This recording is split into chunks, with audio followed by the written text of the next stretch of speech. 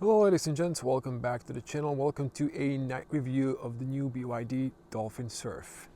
I'm gonna skip the intro this time, just go straight to it. This is the Dolphin Surf at night. We're gonna check it out. You can see it's slightly foggy. In the background there's fog. You can see the headlights projections, and you can see the puddle lights. Now let me come to this side. We do have also a charge port that is illuminated, but when you plug it in, I think the light goes off. Okay, so let's get to the front. Now, bear in mind you don't have LED fog lights on this one, so it's just rear ones. Believe it or not, I think in Japan, fog lights are not standard. So in Europe, they are mandatory. I think in the USA you need to have dual fog lights. In Europe it's one only, but it doesn't hurt to have two. Some car manufacturers put two, like Volkswagen Group. Yeah, so this is the back end here, the Dolphin Surf. Connect the taillights and cold license plate illumination as well, matching the front headlights and the puddle lights. So that's how the car looks. Okay, let's check out the cargo. So no lights inside.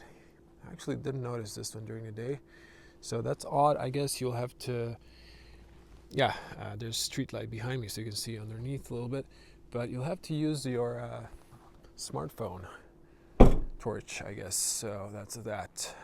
Okay, let me show you the back. If you watch the review, there are no lights on the back bench. So as you see on the top, there's nothing. There are only power windows that are illuminated. They've saved some money on the back.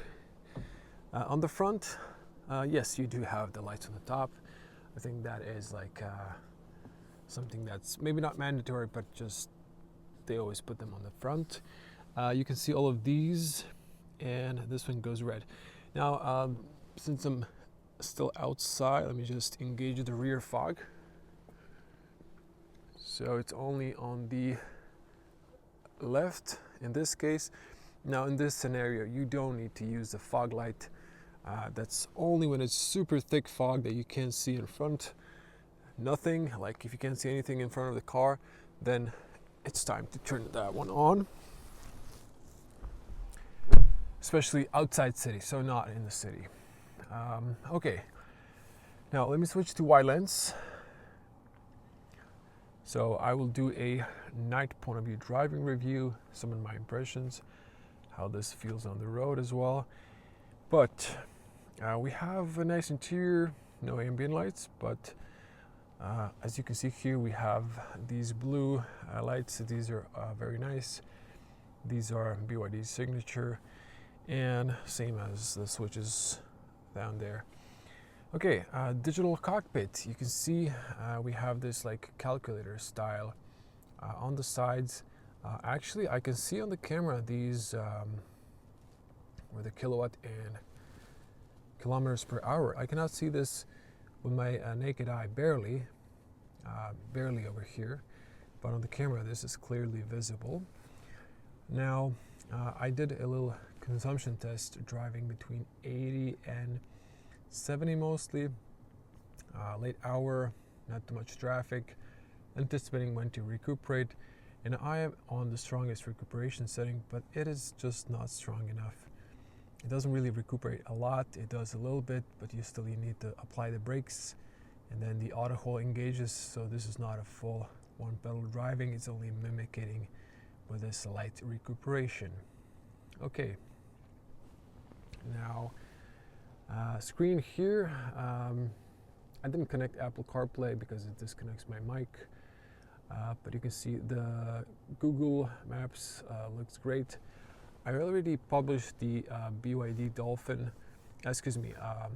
BYD Seal range test, and this infotainment does not have an estimate of arrival time.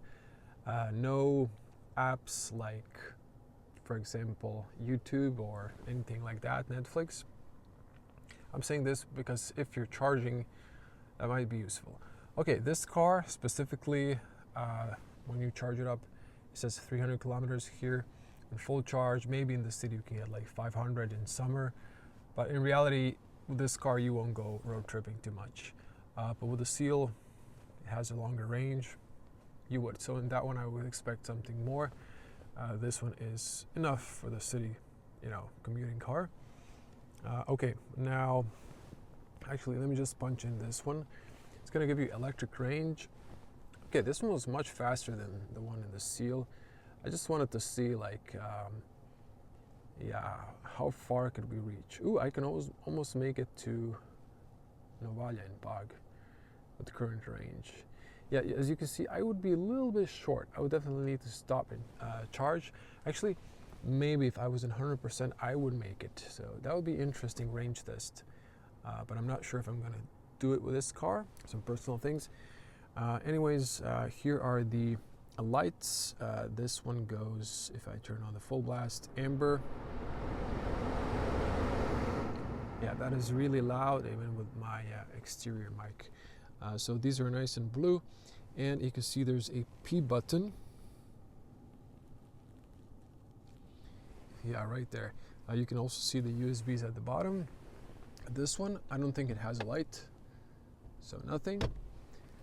But on the top, you do have these frames, so you can like turn these on, and you can see on the front, just on the back, it's unfortunately nothing. There are these lights on the excuse me, beauty mirror, so that's nice and bright.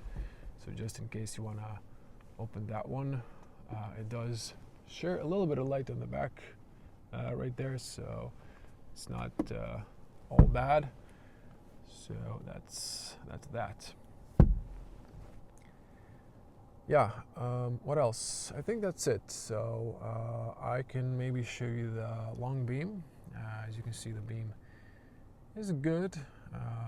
So I'm gonna see that in my night point of view driving review. Cameras, of course, not to forget.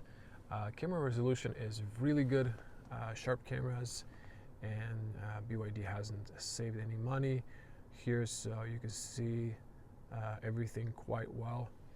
So there's a little condensation on the front camera, but yeah, it's looking very decent for the city hatchback. That's it. I will switch it off. Yeah, I think you saw the hazards in the okay, let's just pop them on. I'm gonna flip this one on. So just a quick wrap up. Yeah, so LED like taillights, but the blinkers or the turn signals are bulbs. And maybe this one's LED, I'm not sure. These are definitely also not LED, but that's fine. If they burn out, they're much cheaper to replace. Usually if you need to replace the full headlight, if you need to like replace LED, because if it doesn't have a bulb, this one might have it. Actually, wait, no, this one's I'm afraid LED cluster, so you need to replace the whole headlight in order to, make it work again. Otherwise, the old system has swappable bulbs or LEDs. That's it. I'm going to wrap it here. Thanks for watching. See you in the next one.